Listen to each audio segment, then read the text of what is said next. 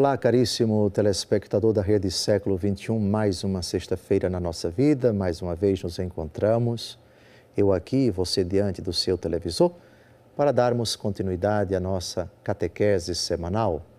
Esse programa está sob a responsabilidade da Rede Século XXI.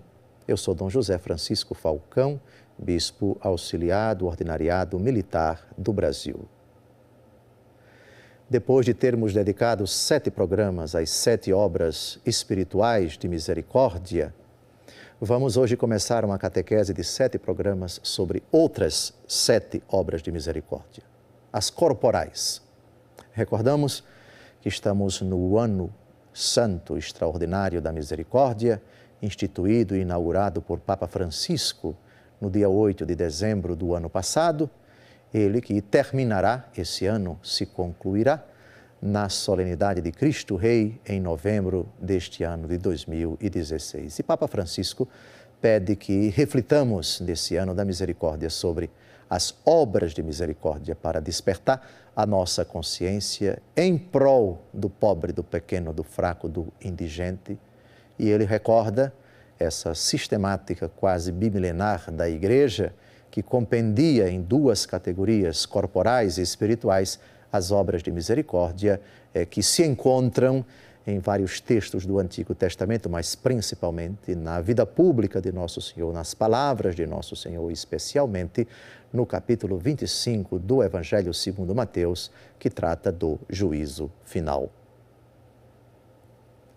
Vejamos, portanto, quais são as 7 obras espirituais corporais. Diz-se corporais porque elas visam diretamente a satisfazer, saciar as necessidades do corpo humano. O ser humano, ele é constituído de 2 dimensões essencialmente unidas. A pessoa humana é dotada de matéria e de espírito, de corpo e de alma.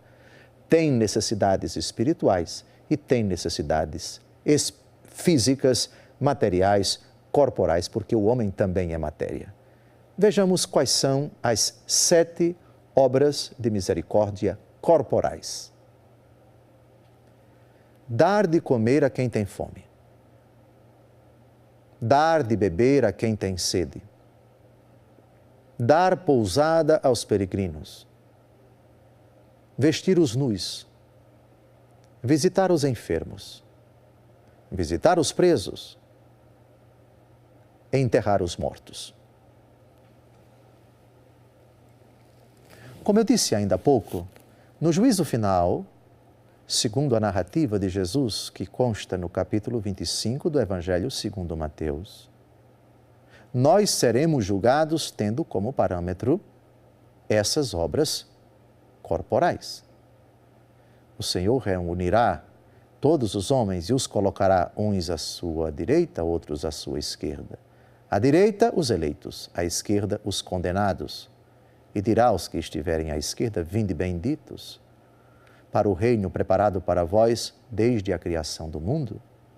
E ele explica o motivo: tive fome e me deste de comer. E depois segue: tive sede, vamos tratar da sede no programa seguinte, estive nu e me vestiste, preso e visitastes-me, na prisão e fostes enfermo e fostes ver-me, etc. Mas hoje fiquemos com a primeira obra de misericórdia, a primeira frase de Jesus que explica a razão da salvação dos que estiverem à direita. Tive fome e me destes de comer. Uma necessidade básica do ser humano. Ele precisa comer, senão ele morre. Quando o Senhor colocou o homem no jardim, Ele colocou à sua disposição toda a criação para desfrutar dela e facultou ao homem a possibilidade de comer de todos os frutos das árvores do jardim, com exceção do fruto da árvore da ciência do bem e do mal. Comer, alimentar-se, colocar dentro do corpo alimento que contenha substâncias suficientes para sustentar o corpo, que precisa de nutrientes, que precisa de vitamina, O corpo se debilita, o corpo cansa, o corpo se fragiliza e precisa se alimentar para se manter. São várias as ocasiões durante a vida pública de Jesus, nas quais o Senhor se comove, não apenas com a sede espiritual do povo, das multidões que o seguem, mas também com a fome material. O texto que vamos citar agora é extraído do capítulo 6 do Evangelho segundo João, uma das várias vezes nas quais Nosso Senhor, preocupado em saciar a fome material das pessoas que estão ao seu redor, comovido, realiza milagres, prodígios. Leiamos o texto, primeiro é sempre a pessoa de Jesus. Qual é o grande parâmetro para nós diante das obras espirituais de misericórdia, das obras materiais de misericórdia? A pessoa de Jesus. Primeiro olhamos para Ele. Jesus, o praticante das obras espirituais, das obras corporais de misericórdia. Vejamos esse texto comovente que é conhecido de todos. João 5, 6, de 5 a 13. Jesus levantou os olhos sobre aquela grande multidão que vinha ter com ele e disse a Filipe: onde compraremos pão para que todos estes tenham o que comer? Falava assim para o experimentar, pois bem sabia o que havia de fazer. Filipe respondeu-lhe: 200 denários de pão não lhes bastam, para que cada um receba um pedaço. Um dos seus discípulos, chamado André, irmão de Simão Pedro, disse-lhe: está aqui um menino que tem 5 pães de cevada e 2 peixes. Mas o que é isto para tanta gente? Disse Jesus: fazei-os assentar. Ora, havia naquele lugar muita relva. Sentaram-se aqueles homens em número de uns 5.000. Jesus tomou os pães e rendeu graças. Em seguida distribuiu-os às pessoas que estavam sentadas. E igualmente dos peixes lhes deu quanto queriam. Estando eles saciados, disse aos discípulos: recolhei os pedaços que sobraram para que nada se perca. Eles os recolheram, e dos pedaços dos 5 pães de cevada que sobraram, encheram 12 cestos. É absolutamente infantil e completamente contrária à Escritura e ao Espírito do próprio Jesus a contraposição entre desejos do corpo e desejos da alma. Equivoca-se aquele que diz que Jesus veio apenas para satisfazer as necessidades do espírito e que, portanto, Jesus não teve nenhuma relação, nenhuma preocupação com os bens materiais, com o corpo, com tudo aquilo que ele comporta, com todas as suas exigências, as suas carências. Não, absolutamente.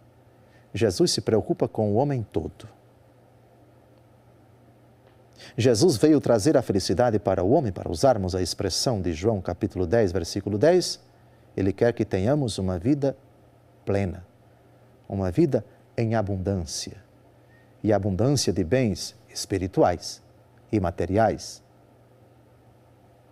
No Pai Nosso, um dos pedidos é precisamente este: o pão nosso de cada dia. Nos dai hoje. O pão. É verdade que essa afirmação, sobretudo nos padres da Igreja, tem um significado não apenas material, ela também se refere ao sacramento da Eucaristia. Mas o primeiro sentido, o básico, o evidente, ainda que a palavra pão deva ser interpretada aqui no Pai Nosso como qualquer tipo de alimento, o pão nosso, e no sentido mais translato, as nossas necessidades materiais, casa digna, emprego de qualidade, trabalho digno, condições, infraestrutura, saúde de qualidade, habitação, educação, etc., segurança. Sim, você pode aumentar o leque, sem dúvida alguma, e podemos, e até devemos. Mas eu queria me ater exatamente a esse primeiro e básico significado da palavra pão, é comida mesmo, comida. Aquilo que nós colocamos na boca e mastigamos e que vai para o nosso organismo para alimentá-lo, para fortalecê-lo. O milagre que acabamos de citar ilustra precisamente isto. Jesus tem preocupação para conosco, do ponto de vista corporal. Se comove.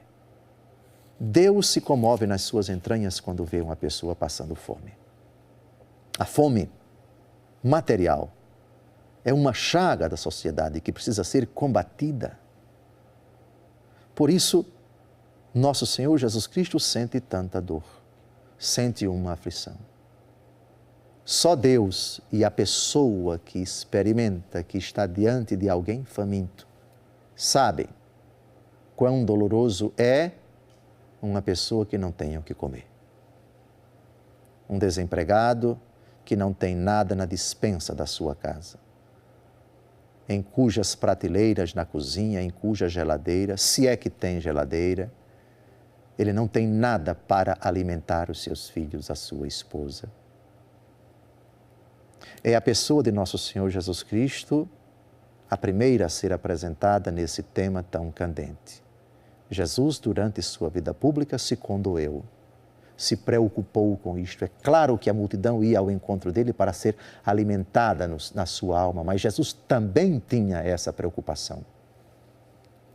Espelhados na pessoa de Jesus, nós que queremos aprender dele e temos nele o grande professor, preparamos-nos para o segundo bloco, no qual trataremos da nossa postura, da nossa responsabilidade, do nosso dever de tudo fazer o que estiver ao nosso alcance, individualmente ou coletivamente, organizados ou individualmente, para promover iniciativas que visem a saciar, aliviar a dor daqueles cuja barriga está roncando, cujas barrigas estão roncando. Combater a fome material é um dever, é uma necessidade de todo e qualquer cristão. Assim, a prática da primeira obra de misericórdia corporal aparece como uma maneira límpida, solene, de manifestar aos famintos a presença de Jesus, que no passado multiplicou os pães e os peixes e continua a fazer o mesmo por meio da igreja, por meio dos discípulos dele. Até o próximo bloco, se Deus quiser.